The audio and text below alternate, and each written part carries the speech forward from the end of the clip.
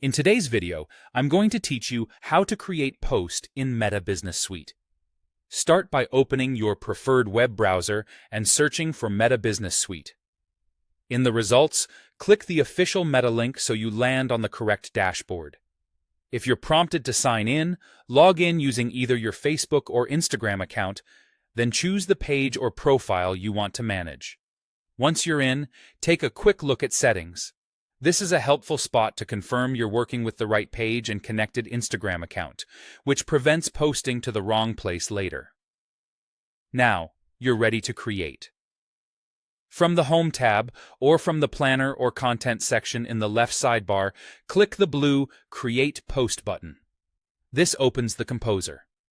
At the top, use the Post to drop down to choose where your post will appear, your Facebook page, your Instagram account, or both.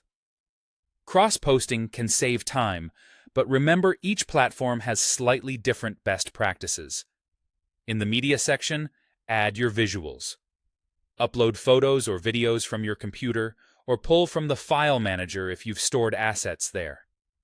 For Instagram, you can include up to 10 photos or videos in a single post. As you add media, think about framing. Square or vertical often works well on Instagram, while horizontal can look great on Facebook. Trim, crop, or reorder as needed to keep the story clear. Next, draft your caption in the text box. Keep it concise and engaging. On Facebook, links in your caption are clickable. On Instagram, they'll show as plain text, so consider short, scannable copy and relevant hashtags. Use line breaks for readability and make sure the first sentence hooks your audience. Enhance your Facebook post further by adding a location, a feeling or activity, or a Get Messages button if you want to encourage direct conversations. These small touches can boost reach and engagement. As you build, watch the preview panel on the right.